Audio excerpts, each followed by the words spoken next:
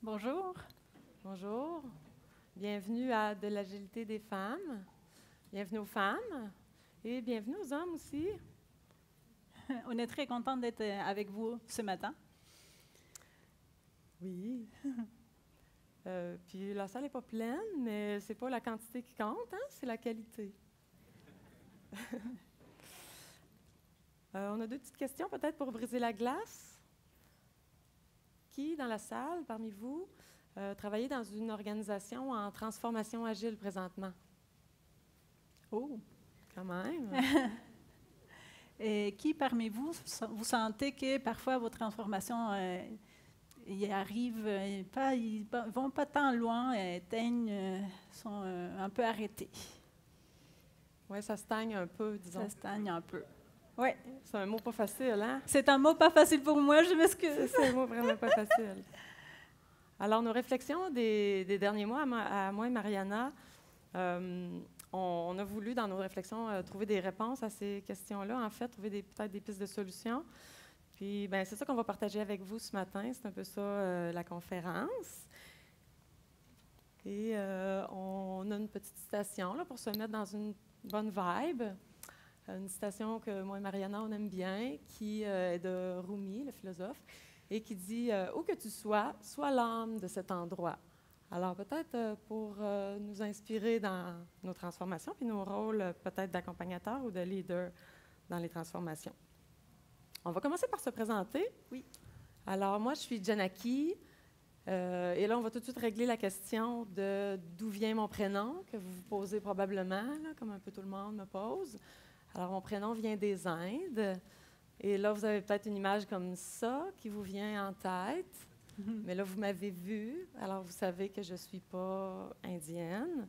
Je n'ai donc d'indienne que mon prénom, qui est un héritage d'un trip de hippie des années 70, là. C'est vrai, c'est pas une blague. Mais je suis vraiment de Québec, donc une fille de Québec, plus ce genre-là, probablement. Mes parents viennent de Québec, toute ma famille est de Québec. C'est vraiment une fille de Québec, ordinaire. Et je travaille donc en TI depuis là, presque 20 ans. Ça fait comme mal de dire ça, mais presque 20 ans. 10 ans en agilité. Et j'ai 3 enfants, 2 garçons, une fille. Puis j'ai aussi un petit frère là, dans mon entourage masculin. Moi, c'est Mariana. Vous devinez avec mon accent, je viens pas de Québec, je viens d'Amérique du Sud. Et peut-être vous pensez ceci, à une belle plage avec des palmiers comme ça, mais en fait, je n'ai jamais été dans une plage comme ça de ma vie. Je viens plutôt de Santiago, qui est une grande ville. C'est le smog que vous voyez là, les nuages. T'es sûr que ce n'est pas des bombes lacrymogènes? Mais là, dernièrement, c'est plutôt des bombes lacrymogènes qui se passent dans mon pays. Et ça fait 9 ans que je suis ici au Québec, vraiment contente d'habiter ici. Donc, je me considère aussi une fille de Québec, en fait. C'est vrai. Et j'ai 2 enfants, une fille et un garçon, et une petite frère aussi, très petit. Et ça fait plutôt 15 ans que je travaille en TI. Et ça fait 9 ans que je suis en agilité. Et moi et Mariana, on est des amis dans la vie. On était amis avant de devenir coach agile, toutes les deux. Et on est très chanceuses parce qu'on s'est retrouvés depuis quelques années dans le même mandat de transformation agile. Et là, on reconnaît du monde là, qui ont partagé ce mandat-là avec nous dans la salle. Bonjour, bienvenue. Et de travailler côte à côte comme ça au quotidien. On était vraiment dans le même îlot de travail, là, moins depuis les derniers mois, mais on était vraiment côte à côte au quotidien. Ça nous a permis, comme on avait notre amitié et notre lien de confiance déjà, de partager beaucoup, d'échanger, de parler de nos doutes, de nos joies, de nos peines, de nos défis aussi, beaucoup. Parce qu'en fait, notre mandat, c'est un mandat rempli de défis, et on sent que c'est plus encore pour des femmes. En fait, on sent que les défis sont plus difficiles parce qu'il y a plein de stéréotypes, de préjugés, parfois dans nos têtes. C'est vraiment, parfois c'est nous, parfois c'est l'entourage qui nous font des remarques, en fait. Et on a entendu de toutes les couleurs. ici quelques remarques qu'on veut partager avec vous. Donc, oui, parce qu'on en entend vraiment de toutes les sortes, là, à tous les jours. Hein? C'est très présent. Des choses comme tu maternes trop tes équipes. Oui. Ou tu devrais être plus autoritaire. Ou tu vas te faire manipuler. Oui. Ou parfois, c'est nous-mêmes qui se dit c'est sûrement moi qui ne comprends pas. Oui. Du genre, je suis peut-être pas assez solide. Ou l'autre, c'est sûrement moi qui ne comprends pas. Oui. OK. Mais moi, j'en ai entendu vraiment une bonne dans les derniers mois et je vous la raconte, OK? Donc, l'anecdote se passe il y a quelques mois. J'étais en discussion avec mon ami, collègue, coach agile Michel, que j'adore. Et qui sait que je parle de lui aujourd'hui, même s'il n'est pas tant à l'aise avec l'anecdote, vous allez voir. Mais dans le fond, on est en train de discuter d'un accompagnement qu'on fait avec un directeur pour l'aider à changer sa posture, hein, pour devenir plus un gestionnaire agile, un servant leader. Alors, on discute de ça, moi et Michel, et on constate que, bien, moi, dans mon accompagnement avec cette personne-là, j'ai eu quand même un certain succès que d'autres coachs masculins n'ont peut-être pas eu, eux, pour leur part. Puis on essaie de trouver pourquoi. Qu'est-ce qui a fait que moi, comme femme, j'ai eu plus de succès? Puis, bien, Michel, avec toute sa sagesse, il a sa réponse, lui, hein, claire et nette, qui dit, il dit, bien, Janaki, c'est simple, toi, tu as une jupe et 2 seins. Sérieux, je veux dire, ça m'a jeté à terre, cette remarque-là, parce que c'est juste parce que j'ai une jupe et 2 seins, juste parce que je suis une femme. Ce ne sera pas plus quelque chose autour de mes compétences ou de mon approche différente, mon style d'accompagnement. Il me semble qu'il y aurait quelque chose plus autour de ça, tu sais, que juste, en tout cas, mes caractéristiques physiques. Il me semble que je trouvais que c'était un peu réducteur comme commentaire pour moi. Et même, tu sais, pour le directeur en question, quand même. Alors ça, c'est ma meilleure, moi, que j'ai entendue. Parce qu'en fait, on se sent questionné hein, par rapport à nos approches, nos leadership, nos façons de faire, d'agir. Donc, ça vient justement mettre cette anecdote en lumière, ces remarques-là. De mon côté, moi, en général, je ne me souviens pas tant des anecdotes. J'ai choisi de ne pas me souvenir, en fait, parce que ça fait quand même parfois un peu mal. Mais j'ai quand même une il y a peut-être aussi 6 mois, parce qu'il y a 6 mois, on a quand même vécu un changement important où on est en mandat. Et là, je vous raconte cette anecdote. J'accompagne une direction principale où il y a un comité de gestion assez impatient, on va dire, qui veulent aller tout de suite au cœur des sujets et qui n'a pas tant cette patience-là pour écouter les discours et tout ça. Et on devait faire une présentation avec des SAFE, en fait, des prérequis des SAFE et tout ça, avec mon collègue ici, Fred, que aussi j'adore. Et quelques jours avant, Fred me dit « Écoute, je ne suis pas disponible pour ce journée-là. Tu vas le faire tout seul, pas de problème. Je vais embarquer et faire cette présentation. » Je raconte ça à un collègue, à une autre personne, un homme. Et lui me dit hey, « Tu dois te préparer bien. Prépare-toi bien parce qu'ils vont te manger toute crue. » En fait, comme si je n'avais pas la force nécessaire pour passer à travers ou que j'allais fondre en larmes, en fait, devant ces gens-là. C'est sûr, ils sont un peu intimidants, mais j'ai assez la force pour passer à travers une présentation comme celle-là. Ben oui. Puis, prise une par une, ces petites remarques-là, ces petits commentaires-là qu'on reçoit au quotidien, mais prise une par une, ça peut avoir l'air anodin, sans vraiment signification. C'est juste qu'à la longue, ça peut devenir intimidant. Ça génère des doutes en nous, ça fait son petit chemin dans nos cerveaux, puis ça nous crée peut-être, ça s'enregistre, ça nous crée peut-être des patrons mentaux, hein, que Richard dirait s'il était là, mais bon. Donc, des patrons mentaux. En avez-vous, vous autres, de ça? Puis les femmes ici, en recevez-vous? En entendez-vous des commentaires de ce genre-là? Je vois des oui.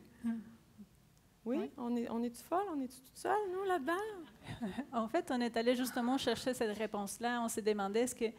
Nos premières réflexions, en fait, c'était est-ce qu'on est folle? Est-ce que c'est seulement nous qui voient ça ou pas? Donc, on est allé faire quelques recherches et on a trouvé pas mal, hein, beaucoup, hein, ici au Québec, en fait, des études et des personnes qui donnent leur opinion. Si tu veux lire la première. Oui. Donc, on a trouvé un rapport de technocompétences qui ont sorti en 2017 et qui dit que les femmes représentent environ 20 des employés en TI et que rares sont celles qui accèdent aux postes de haute direction. Donc, on n'est pas beaucoup représentés, nous, les femmes, dans le monde des TI. Puis, le monde de l'agilité, c'est beaucoup lié au monde des TI présentement. Alors, c'est ce que Technocompétences nous amène comme info. Après, Hélène Lee-Gosselin, en fait, c'est une directrice de l'Institut Société, Femmes, Société, Égalité. Égalité. Je l'ai dit 2 fois, je pense. C'est pas grave. Hein? Elle dit la grande majorité des femmes en TI doivent travailler très fort pour établir leur crédibilité, pour s'intégrer dans les équipes et pour progresser. On a peut-être des difficultés supplémentaires, donc. Un petit peu plus près de nous, on a voulu regarder dans l'Agile Tour cette année la représentation des femmes. On n'a pas compté pour le nombre de participants, mais on a regardé sur la programmation et on compte 8 femmes conférencières pour 39 hommes. Alors, on n'est clairement pas beaucoup représentés, nous, les femmes. Alors, c'est un fait, là. On ne pourra pas vraiment faire autrement. Et donc, on n'est vraiment pas toutes seules, en tout cas. Ce n'est pas parce qu'on est folle, là. Ça nous a comme rassurés dans nos démarches et dans nos réflexions. On va y aller avec un petit jeu, un petit quiz. Alors, vous allez avoir besoin de vos petites feuilles qu'il y avait sur vos chaises. Donc, un petit jeu pour faire ressortir là, nos patrons mentaux, hein, parce que on en a tous. Et donc, on va vous présenter des images d'objets et de concepts et vous allez devoir voter avec vos petites feuilles spontanément, hein, sans réfléchir, sur si ça évoque quelque chose de plus homme ou femme pour vous, cette image-là. Donc, on y va? Oui. On se lance? Donc, on prend un stéréotype. Hein. Vous avez des cartons bleus et roses. Bien entendu, rose pour les femmes et bleu pour les garçons. Les hommes. Donc, on y va avec un stéréotype, comme ça. Ouais. On va commencer facile avec des petits jeux d'enfants. Donc, oh oui, vous êtes rapide. Oui, OK, super. à l'unanimité, homme. Une poupée. Oui, rose. Ah, il y a quelqu'un qui dit homme. Ah, c'est bon. C'est bon, hein? Donc, un boîtier à jouer. OK. Oui.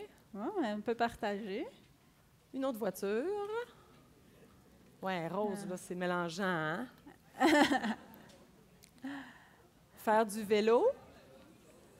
Ça, c'est partagé. C'est plus partagé, oui, même si le vélo est noir, quand même. La fleur. Oui, rose. OK. C'est femme. Un parapluie. Oui, OK, un peu partagé. L'informatique. Ah, là, c'est plus homme, on dirait. Un peu femme, mais plus homme. Parler en public.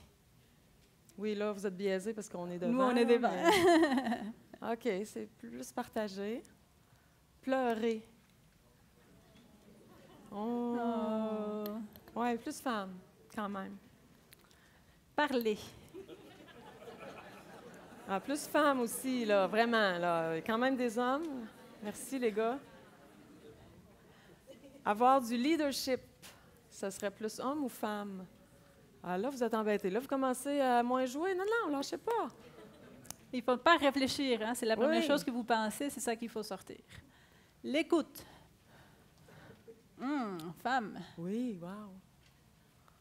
La force. Ouais. Ah, là, plus homme. Un peu de femme. Merci, les filles. L'empathie. Oui, puis vous savez pourquoi le petit bébé qui pleure, hein? Non? Bien, vous savez pourquoi on bâille en retour quand on ne peut pas s'empêcher de bâiller quand on voit quelqu'un qui bâille? Bien, c'est par empathie pour l'autre personne qui est fatiguée. Bien, on avait vu, hein, c'est pas mal femmes qui sont sorties. Avoir un gros ego, de l'ego. Homme. Pas mal homme. le charisme est charismatique, le personnage charismatique de l'histoire. Vos votes, s'il vous plaît, comme à l'impro. L'humilité, ce serait plus homme ou femme? Pas mal femme. Vraiment, presque unanime. Parler des stratégies. Homme. Voyons donc. On a ça, ce patron mental-là, non? Être compétitif. Homme aussi plus, hein? Oui.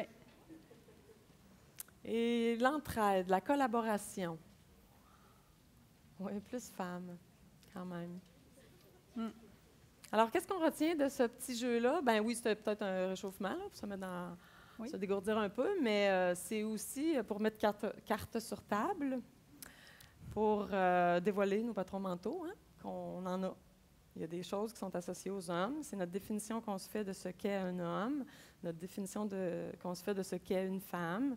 C'est comme ça. On va jouer avec ça, on va travailler avec ça, on va aiguiller notre vie en fonction de ça. On ne peut pas les ignorer, ils sont présents.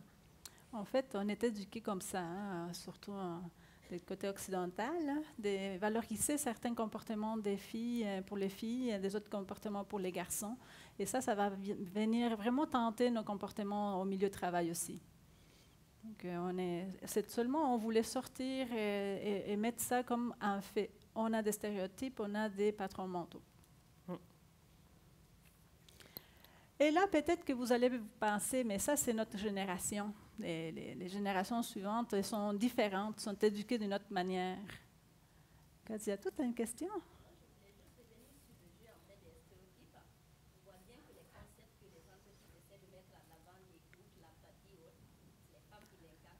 Okay, dévoile pas tes punch! C'est correct. Ouais. Donc, Kadiatou, c'est super. On va revenir après. Donc, vous pourriez penser que c'est la génération actuelle là, qui est en train de s'éduquer aux écoles primaires et tout ça. Ils sont en train de penser un peu différemment, qu'ils sont éduqués d'une autre manière. Mais en fait, pas tant. Pas tant. Il y a une étude faite cette année, en septembre 2019. Et c'est 2200 jeunes Canadiens qui ont répondu, entre 14 et 24 ans. Et on peut voir ici certains faits assez troublants. Oui, premier résultat du sondage, c'est que 53 des garçons qui ont répondu ont décrit les femmes comme étant émotives. Donc, le qualificatif émotive a été choisi pour les femmes dans 53 des cas. Et seulement 10 des garçons ont jugé que cet adjectif-là s'appliquait bien à un bon dirigeant. Donc là, il n'y a pas de lien direct entre femmes émotives, en tout cas clairement dans l'idée de nos garçons. Oui. Près de 60% des filles, ça aussi, ça me vient vraiment impacter, hein, ont déclaré qu'elles ressentaient parfois la pression pour changer leur façon d'agir pour atteindre leur objectif en matière de leadership. 60% des filles... Bon. Ils se sentent vraiment jugés, hein, et ils se font dire qu'il faut changer leur façon d'être. Bon, puis moi, j'embarque dans ce pourcentage-là. Et dernier résultat, quand même aussi assez marquant, il y a 10 seulement des jeunes, filles et garçons, qui imaginent une femme lorsqu'ils pensent à un leader. Donc, on est pas mal loin de dire que c'est la nouvelle génération qui va changer ça, cette façon de penser, ces patrons mentaux. Bon, plus pour mettre les faits. C'est ça. Si on s'attend que la prochaine génération va tout régler ça, peut-être qu'on se trompe. Oui. Et on va faire une dernière petite question du quiz. Ressortez vos cartons. Alors, l'intelligence émotionnelle. Selon vous, c'est homme ou femme? L'intelligence émotionnelle. Femme. Femme, vraiment. Oui, nous, on est arrivés au même constat, en fait. C'est plutôt les femmes hein, qui on est plus associées à l'intelligence émotionnelle. Et là, ça nous a comme allumé se demander, est-ce que peut-être nos questionnements envers nous-mêmes, comment est-ce que les autres nous voient, tout ça, est-ce qu'on pourrait peut-être trouver quelques réponses dans l'intelligence émotionnelle? Donc, c'est vrai, on va faire là un moment d'une parenthèse, on va aller voir c'est quoi l'intelligence émotionnelle. C'est quand même un sujet qui revient beaucoup, mais parfois on ne sait pas tant c'est quoi, hein, pour vrai. Oui, alors on s'est un peu documenté, mais là, on n'est vraiment pas des expertes en intelligence émotionnelle, moi et Mariana. Il y a sûrement des gens dans la salle qui ont plus lu sur ce sujet-là, puis qui pourraient peut-être vous en dire beaucoup plus que nous. On va quand même faire un petit résumé des éléments les plus importants pour nous, en tout cas là-dedans, pour au moins partir d'une compréhension commune. Alors, l'intelligence émotionnelle, c'est un concept qui s'est fait connaître via beaucoup de Daniel Goleman avec son livre L'intelligence émotionnelle, qui est paru en 1995.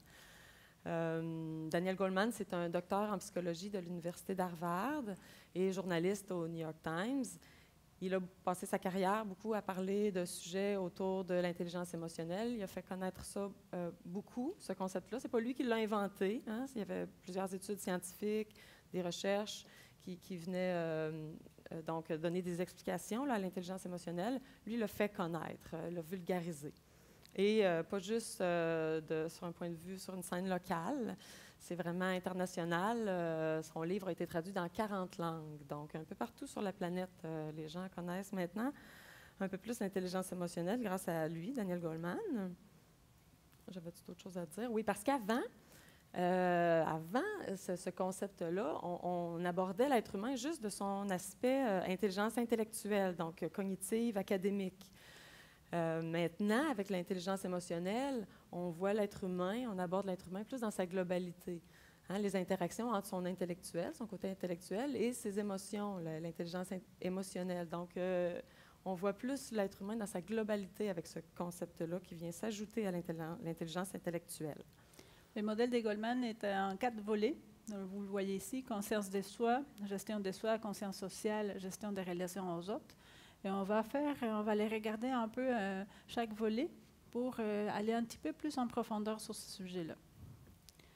Donc, le premier, la conscience de soi. Comme il est écrit là, en fait, c'est être conscient de soi-même, comprendre ses émotions. C'est le compas moral qu'on a à l'intérieur de nous. Je vous lis la petite phrase, capacité à identifier et comprendre ses émotions, à reconnaître leur influence sur nos actions et nos décisions. Donc, c'est là qu'il va embarquer parfois l'intuition, il va embarquer aussi la prise de décision. Donc, c'est très important, c'est le savoir pourquoi on se sent comme ça. Et d'un point de vue plus scientifique, ce qui explique Goleman, en fait, c'est qu'on a un cerveau préhistorique, c'est le cerveau limbique, qui est là qu'on va recevoir toutes les... on va sentir, en fait, et ça nous sert à survivre, ce cerveau-là. Et quand on va faire la conscience de soi, on va passer ces émotions-là vers le néocortex, que c'est la partie du cerveau plus évolue. Donc, on va pouvoir les rationaliser d'une certaine manière. Maintenant, la gestion de soi. Ici, on parle vraiment là, de maîtriser ses émotions et impulsions et agir de façon réfléchie, s'adapter à l'évolution de la situation. Ça, ici, c'est comme le dialogue interne. Quand on se parle, quand on vit une émotion négative, par exemple comme le découragement, puis quand on se parle à l'intérieur de nous, on se dit, ben non, c'est décourageant, mais tu es capable, tu vas pouvoir continuer, ou non, ça ne vaut pas la peine, on arrête là. Donc, c'est le dialogue interne qui nous permet de prendre des décisions réfléchies en comprenant, bien sûr, nos émotions. Ça va nous amener ça à... Les personnes qui sont bonnes en gestion de soi vont être équilibrées émotionnellement. C'est des personnes qui vont être comme imperturbables malgré les obstacles de la vie, hein, parce que la vie nous en amène des émotions pas tout le temps positives. Ça va permettre aux humains aussi, aux personnes qui ont bien cette compétence-là, de mieux s'adapter donc au changement. De rester en orientation réussite aussi, puis en positif, constructif, là, à travers les émotions négatives, les épreuves. Ça ne veut pas dire de refouler ses émotions. Hein? C'est important d'y retourner, nos émotions négatives, pour essayer d'apprendre d'elles. En tout cas, c'est ce que Goleman dit, pour apprendre d'elles, parce que Goleman dit que chaque émotion a sa fonction, son utilité. Donc, c'est important d'être en discussion avec elle. Pour les émotions positives, Goleman dit qu'on se doit de les trier. Donc, quelqu'un qui fait une bonne gestion de soi va trier ses émotions positives pour aligner ses actions vers ses passions. Alors, c'est un peu ça, la gestion de soi. Conscience sociale, on continue. Hein? Vous n'êtes pas encore découragé avec l'intelligence émotionnelle, ça va? La capacité de décoder les signaux sociaux, verbaux et non-verbaux et à mieux comprendre les émotions des autres, hein, c'est là qu'on va lire l'écosystème, c'est là qu'on va aller chercher qu'est-ce que les autres ils sentent. C'est aussi prouvé scientifiquement, hein, c'est pas parce que je dis ça scientifiquement plusieurs fois, mais en fait, il y a fait des études, il y a une partie du cerveau, des neurones miroirs qui sont vraiment dédiés à ça, à pouvoir lire l'environnement. Ça fait partie de notre cerveau et qu'on veut aller voir justement comment est-ce que les autres se comportent pour bien les comprendre. C'est là qu'embarque l'empathie. Et c'est la compréhension organisationnelle, il vient justement appuyer ces points-là, de pouvoir comprendre qu'est-ce qui se passe autour. Et c'est comme un peu deviner un peu qu'est-ce que les autres vivent. Et pour finir, la gestion des relations. C'est la capacité à nouer des liens avec les autres, hein, de créer des relations de confiance, à les inspirer, les autres, les influencer, tout en favorisant leur développement, afin de prévenir les conflits, de les gérer aussi. Donc ça, quelqu'un qui a un talent en gestion des relations, il va comme par magie, des fois on trouve ça, c'est comme par magie ça se passe, la personne réussit à influencer les autres autour, à créer une dynamique d'équipe où tout le monde se sent à l'aise de bénéficier avec ses idées. C'est des gens qui vont avoir beaucoup l'attitude coach et mentor, toujours dans un but de tourner vers l'autre, pas pour un gain personnel. Donc ça, c'est les personnes qui vont avoir une bonne gestion des relations. Ça va faire des personnes qui vont être bonnes pour gérer les conflits, les prévenir, puis qui vont devenir souvent des leaders inspirants pour les autres autour. Ici, on voit le modèle au complet, tout ensemble, et on pourrait peut-être le regarder d'un point de vue plus comme une démarche. Hein. Si on va chercher justement le travail d'équipe qui se trouve dans la gestion des relations aux autres, qu'est-ce qu'on a besoin pour pouvoir être une bonne personne qui travaille dans une équipe, travailler en équipe, mais on va devoir pouvoir lire l'environnement, l'écosystème, voir qu'est-ce qu'ils vivent les autres pour pouvoir bien s'adapter. On va devoir donc gérer nos émotions, hein, et de pouvoir être dans la gestion de soi, savoir quand dire les choses, comment les dire, et pouvoir s'adapter au milieu. Et bien sûr, pour pouvoir faire ça, mais il va falloir être conscient de nos émotions pour pouvoir les gérer. Donc, vous pouvez voir ça comme une démarche. On a besoin de tous ces volets-là pour pouvoir être complet dans, par exemple, le travail d'équipe, pouvoir bien travailler en équipe. Et là, vous allez nous dire, bon, c'est beau, l'intelligence émotionnelle, c'est intéressant, mais il y a où le lien avec l'agilité dans tout ça? Parce qu'on est quand même à l'Agilitour, ça serait le fun de parler un peu d'agilité.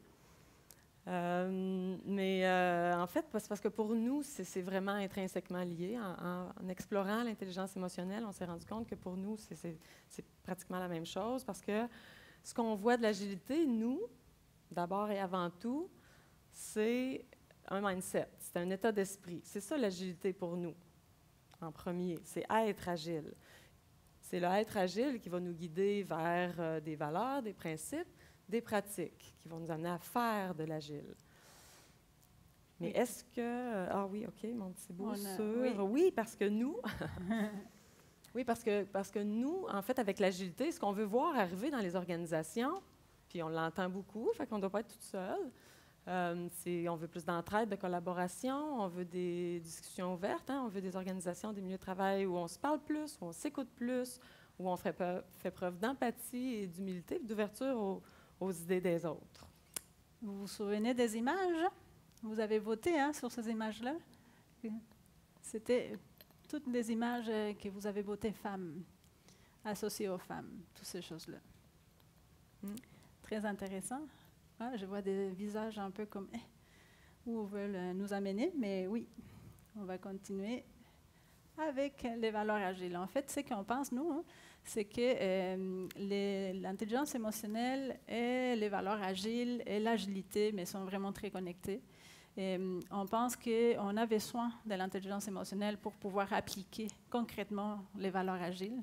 Et on pense aussi qu'on peut aller au-delà avec cette intelligence émotionnelle. On vous invite à revisiter ces valeurs agiles avec une touche d'intelligence émotionnelle.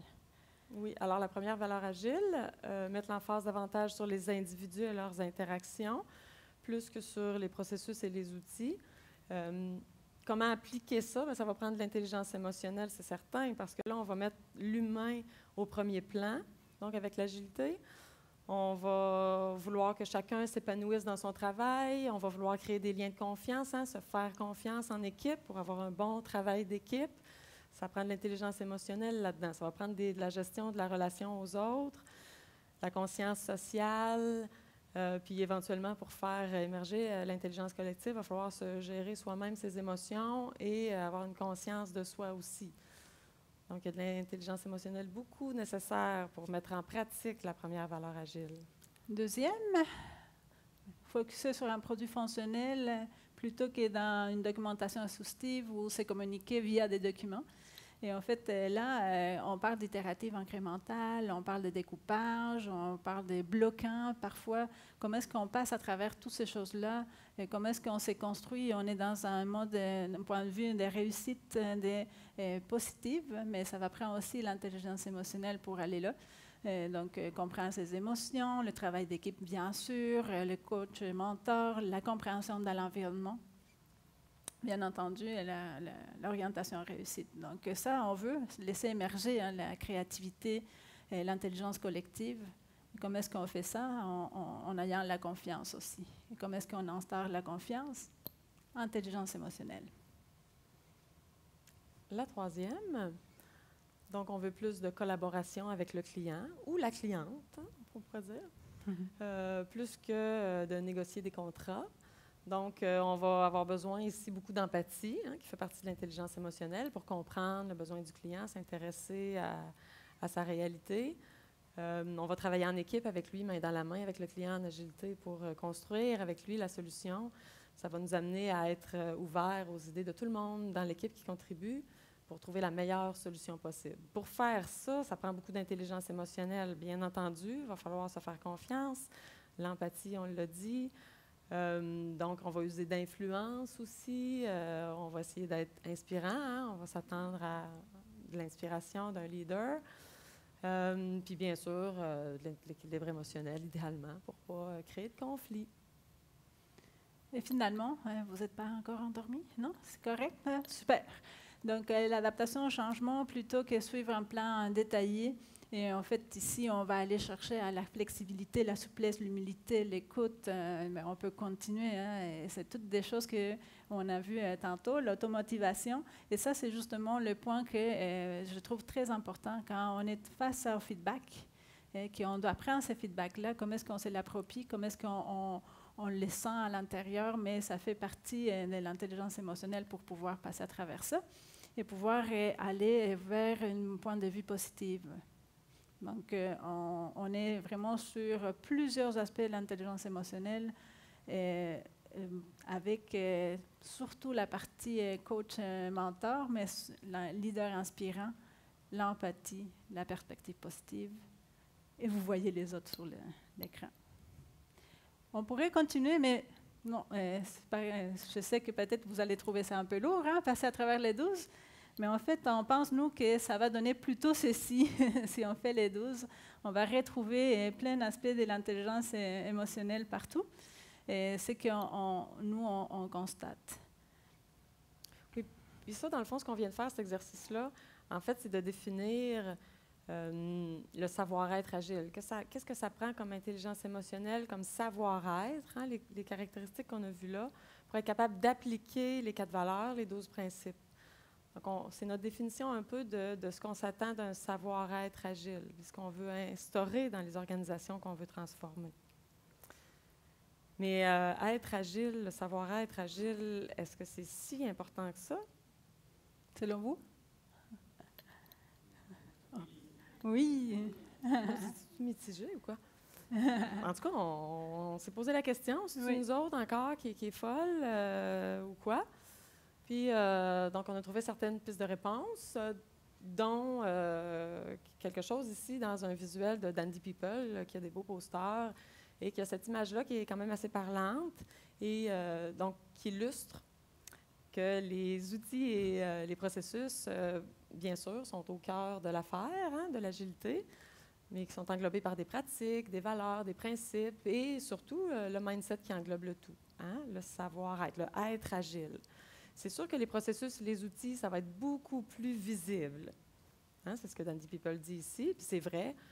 On le voit, on voit des tableaux partout, on voit des gens debout autour de leur tableau en train de faire un daily scrum.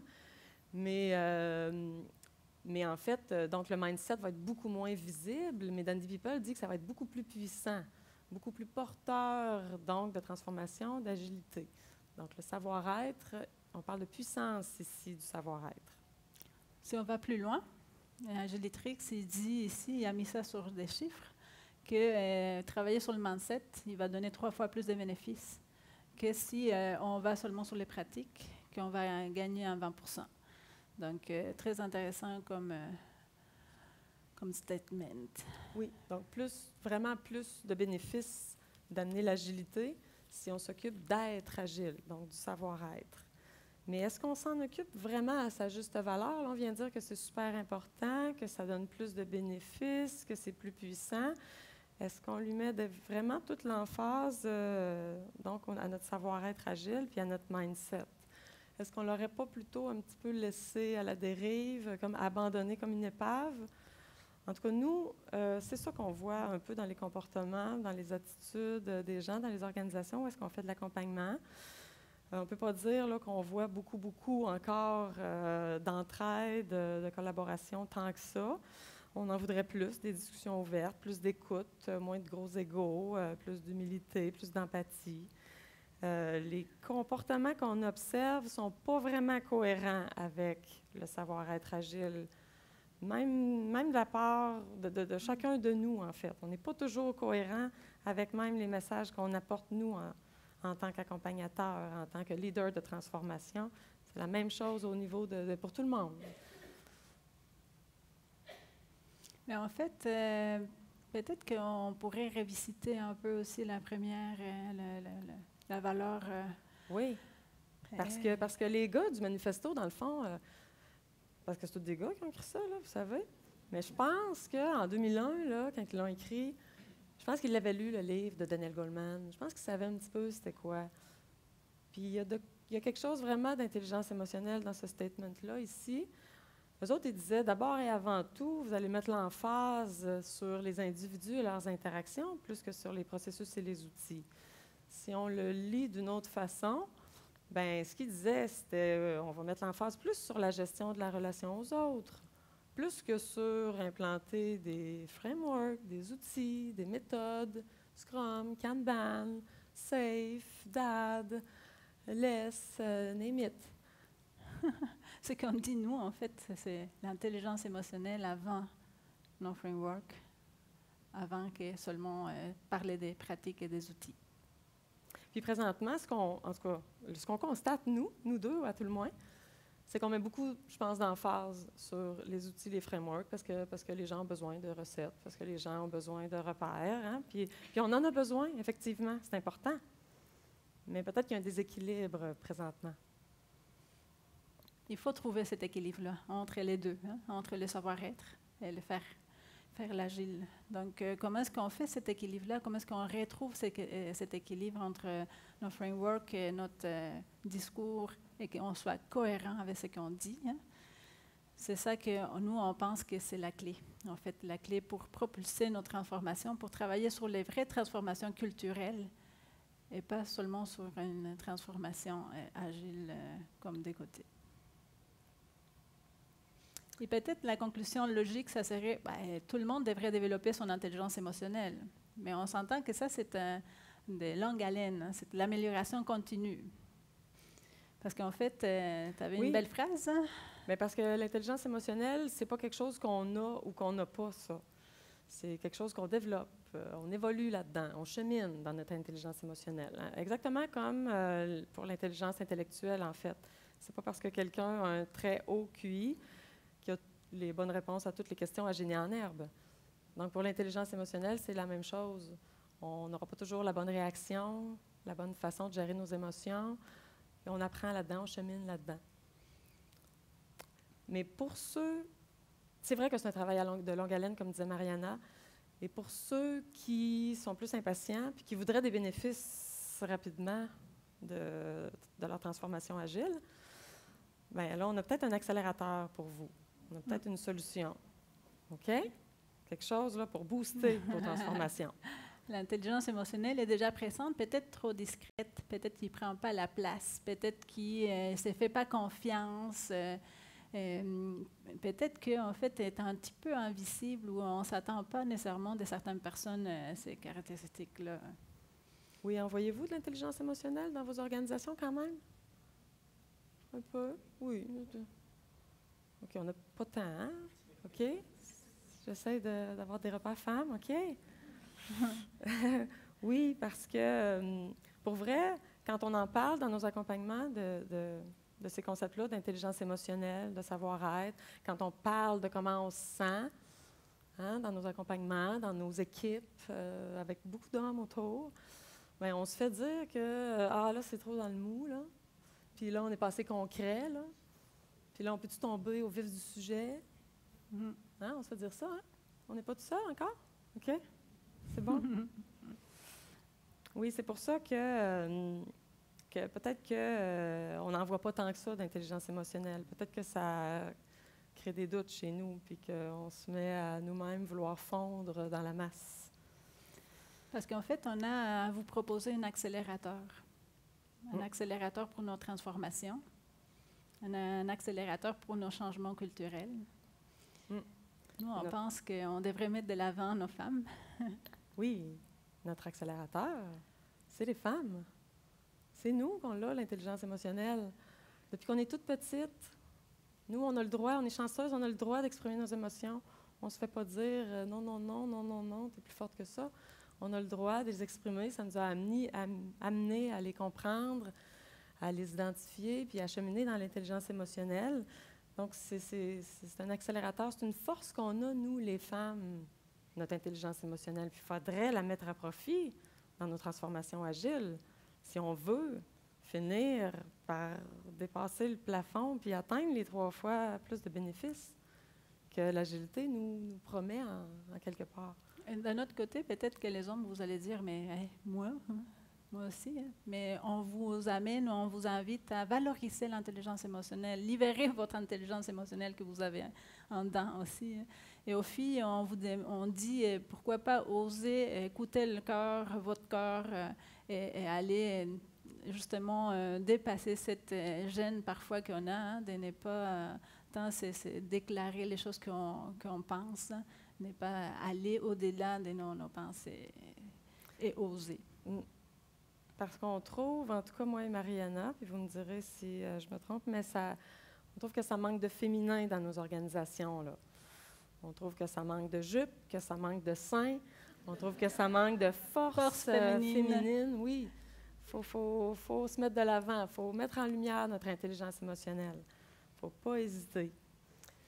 On a cette force-là, on est chanceuse. Puis on n'est pas nombreuses, par exemple. Ça se peut que ça nous freine un peu. Ça se peut qu'on soit gêné, timide. Ça se peut que ce soit un petit peu intimidant quand tout le monde autour s'attend du concret, puis là, se faire ses émotions. Tu sais, ça se peut qu'on n'ose pas, mais là, il faut passer par-dessus ça, cette gêne-là, cette peur-là. On n'est pas nombreuses, fait qu'il va falloir être loud, les filles. Il va falloir être forte, être puissante là-dedans. Si on veut vraiment que ça se transforme, nos cultures organisationnelles. Et bon, justement, quand on s'est parlé avec Janaki, mais nous, est-ce qu'on va rester assis et voir que les choses se passent de cette façon-là? Et on s'est dit non, on va quand même agir. On va faire quoi? Hein? On va faire la révolution. Ça, c'était notre but, en fait. Mais au-delà, plus sérieusement, on a choisi de faire une conférence, justement, avec vous aujourd'hui. Mais aussi de lancer une communauté Women in Agile Québec, sur la bannière de Women in Agile mondiale, que c'est une organisation qui vient justement propulser les femmes, surtout pour briser les cercles de sous-représentation, hein, parce qu'on n'est pas nombreuses, donc on n'ose pas tant se montrer. Hein. Comme il n'y a pas beaucoup de monde, il n'y a personne qui prend cette place-là, et finalement, ça vient justement alimenter le cercle, comme que, ben, on n'est pas là. Hein? On est seulement 8 des 39 aujourd'hui à la retour, c'est une évidence. Mais c'est très inclusif, ce mouvement-là. C'est pas juste pour les femmes, malgré le nom de l'organisation. C'est pas juste pour les femmes. Ce qu'on valorise, c'est la diversité d'opinions. C'est juste que là, on est sous-représenté, fait qu'il va falloir, comme je disais, être un petit peu plus loud. Alors, on met le nom en gros, Women in Agile, mais c'est vraiment inclusif. Les hommes sont bienvenus à échanger, partager, faire des réflexions avec nous. Là, cette partie-là, ça vous appartient vraiment. Vous faites ce que vous voulez avec nos petites conclusions, nos petites réflexions. Vous pouvez vous joindre à notre réflexion avec nous. Vous pouvez faire votre propre réflexion. Vous pouvez passer directement à l'action si c'est là que vous êtes rendu. Bien, nous, c'est ça qu'on a décidé de faire. Puis vous êtes bienvenus. On a un kiosque toute la journée dans la grande salle en bas. Alors, vous êtes bienvenus de venir nous voir, jaser. Il y a un petit jeu, des petits blocs-notes. Viendrez nous voir, ça va nous faire plaisir. Oui.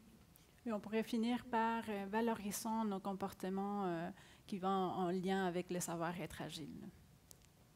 Merci beaucoup.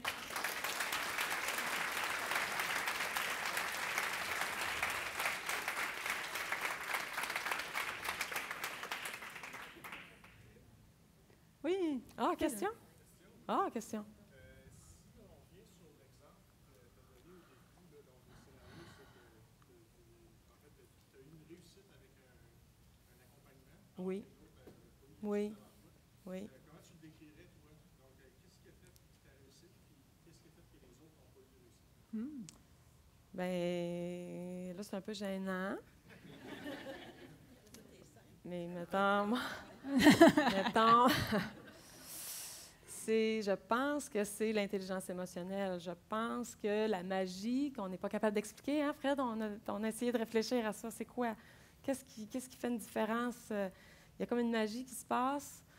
Pourquoi cette personne-là a été capable de se mettre en action, puis d'un peu changer ses comportements, puis de s'ouvrir, puis d'écouter? Bien, c'est peut-être parce qu'il se sentait, je ne sais pas, légitimé, à l'aise. Je sais, c'est dur à nommer. Moi, je peux donner une réponse, en fait. Ah, okay, je pense que Janaki, mais moi, je te connais beaucoup, hein, je pense que c'est Janaki, mais quand il parle avec les gens, mais les gens se sentent en confiance, et là, l'écoute, et les patientes aussi, et elle accompagne vraiment la conversation.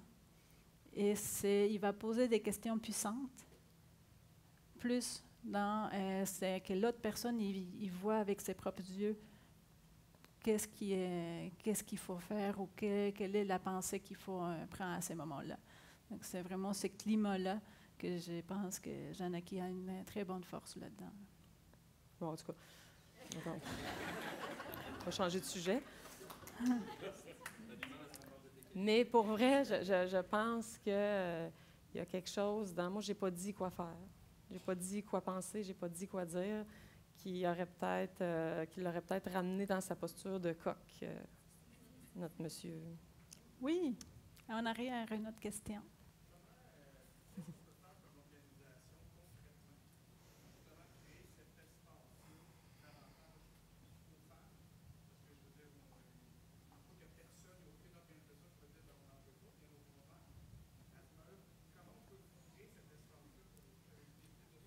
Hey, on a peut-être une réponse ici d'une part. Vas-y, Kadiatou? Oui?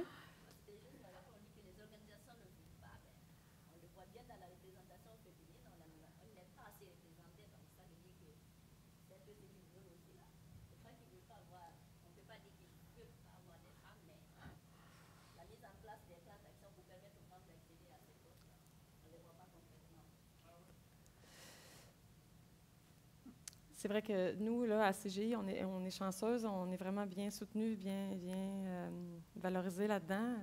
Mais c'est peut-être pas toutes les organisations qui sont comme ça, je ne sais pas. C'est pas juste les organisations qui ont quelque chose à faire. C'est pas juste une responsabilité des organisations puis de ces leaders-là. C'est nous autres, les femmes. Là. C'est normal qu'on soit peut-être moins représentés parce qu'on est moins nombreuses à s'intéresser à ce domaine-là puis à aller dans ce domaine-là. Mais c'est ça. Mais je ne sais pas si c'est tout par peur ou par crainte. Là. Valérie dit vous osez moins. Mais je pense qu'il y a une réponse aussi à dire est-ce qu'on en parle ou pas. Et je pense que justement aujourd'hui, seulement d'en parler avec vous, ça commence une machine. Je vous invite à parler aussi à la maison avec vos enfants. Je vous invite à parler avec vos équipes. Demandez aux autres, les hommes surtout, demandez à vos collègues femmes comment vous vous sentez aujourd'hui. Est-ce que vous vous sentez accueillis dans les conversations? Est-ce que vous avez de la place pour, si ces femmes ont de la place pour s'exprimer? Oui, puis est-ce que les femmes se permettent de mettre de l'avant leur intelligence émotionnelle ou adoptent des comportements? Et parfois, c'est nous-mêmes qui on se met des barrières. Et parfois, on a aussi des femmes on trouve qui font un peu comme plus masculine dans sa façon d'agir, mais c'est une adaptation aussi au milieu. Donc, on dit aussi aux femmes, osez aller écouter votre cœur et ne pas avoir peur de parler de qu'est-ce que vous sentez. Oui.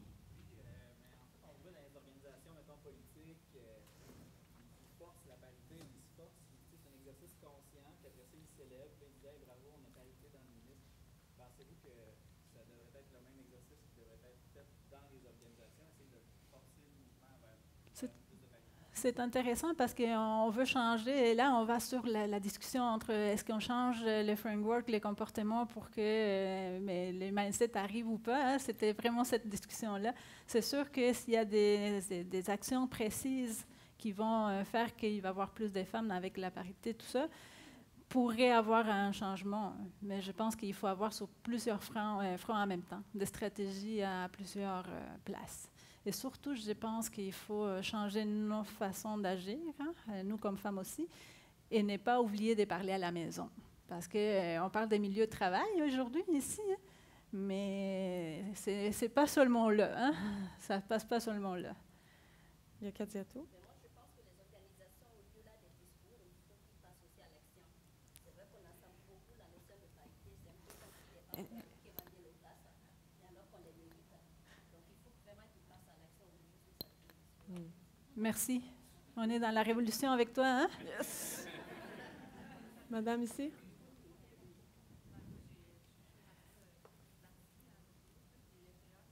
Ah oui? Oui, oui.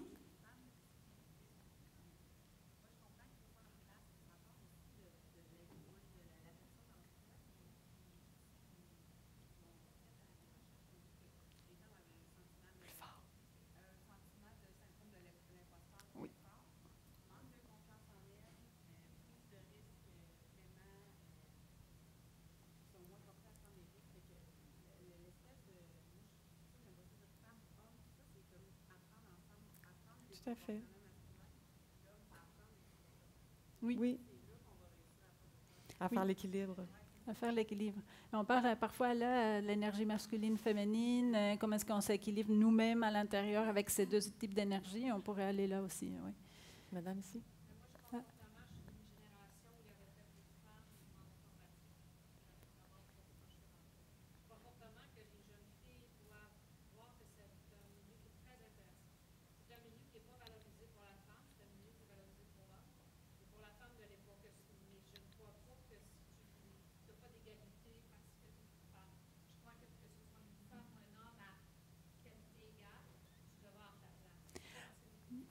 Oui, ça me fait penser à une anecdote. Une fois, j'étais dans une rencontre d'une équipe de DevOps. J'étais toute seule. Hein, je vous raconte ça comme ça. Hein. Et à un moment donné, il y a quelqu'un qui arrive, il dit hey, c'est le fun d'avoir, au moins avoir une femme. Et j'étais comme OK, je ne me suis même pas sentie que j'étais femme-homme. J'étais une personne de plus dans l'équipe. Donc, la remarque seulement de le faire, ça m'a vraiment comme impacté un peu. Oui, un membre de plus. Oui. Puis c'est un bon point, en fait, parce que l'agilité dans le monde de l'informatique, c'est peut-être une opportunité pour les femmes. Puis c'est ce que Nathalie Warner, la fondatrice de Women in Agile, dit. C'est une opportunité pour les femmes parce qu'on a cette force-là de l'intelligence émotionnelle qui est nécessaire en agilité. Donc, c'est une opportunité pour les femmes de venir puis prendre un rôle de leadership dans le monde de l'informatique, peut-être, des TI. Il y avait une question par là-bas. Oui.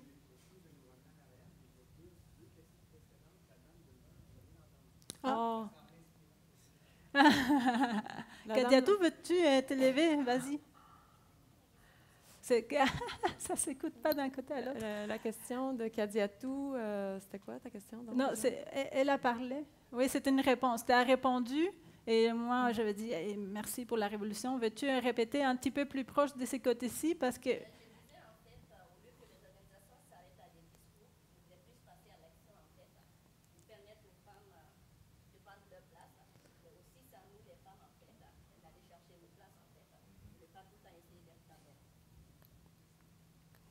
Oui. Moi, j'aurais une question peut-être plus au niveau de terrain. Exemple, dans une rétro où les femmes sont sous-représentées, il y en a peut-être une dans une équipe de 10 participants. Comment est-ce qu'on donne cette place-là sans, à l'inverse, mettre de la pression? Ah, c'est une bonne question. De mettre le spotlight, surtout si justement la personne ne se sent pas à l'aise ou pour X raisons. Oui, ça prend de l'intelligence émotionnelle hein, pour la jouer, celle-là. Hein? Ouais. Oui, et c'est vrai, c'est difficile. C'est difficile. Quand on est déjà sur le moment de faire la rétro, mettons, peut-être c'est comme un peu tard. Peut-être qu'il faut préparer aussi un peu le terrain hein, et aller voir la personne avant. Je sens que tu ne pars pas tant. Est-ce que tu te sens à l'aise? Qu'est-ce qu'on pourrait faire pour toi pour que cette fois-ci, à cette rétro-là, mais tu aies la confiance de pouvoir aller et dire plus de choses. Et là, on n'a pas abordé toute la partie de tous les événements ou les cérémonies agiles qu'on vit. Hein. C'est un très bon point parce qu'il y a surtout là aussi que les femmes ne vont pas prendre nécessairement la place, sont plus petites, parfois à la mêlée, tu es toute seule au milieu, là, la mêlée ou le scrum. Hein, donc, ça peut donner aussi, ça peut être intimidant. Justement, vu qu'on n'a pas tant confiance, hein, que 60% des filles se font dire qu'il faut changer sa façon d'être. Donc, vous voyez, ça fait alimenter encore ce cercle vicieux. Oui. Fort, Anne. Oui. Est-ce que vous entendez, là? Oui. Oui. Ça fait 30 ans que je suis en informatique, puis quand on dit qu'est-ce que les hommes doivent faire, qu'est-ce que les femmes doivent faire, moi, j'attends pas des hommes qui me donnent un cadeau. Non, c'est ça. À ma place. Super. Go. Puis, ce que je demande, par contre, c'est qu'il y ait une réception. Donc, c'est la même chose quand deux êtres humains. J'ai quoi à dire, puis écoute-moi. C'est l'ouverture. C'est super. Je n'attends pas de cadeau, je prends ma place. Fort, fort. Au-delà de ça, la personne tout à l'heure, le monsieur disait comment on peut soyez là. C'est pas juste de dire oui, ok, les femmes, on a besoin de prendre notre place en tant qu'humain, en tant que nous-mêmes. Et je pense qu'au-delà, faut pas tant que les hommes attendent non plus que la femme va devenir ça, devenez-le vous-même. Tout le monde Oui. ensemble, hein? C'est ça que tu dis, mais tout le monde devrait aller avoir cette conscience. On est, oh, il nous reste 2 minutes. 2 minutes pour être ici. Oui?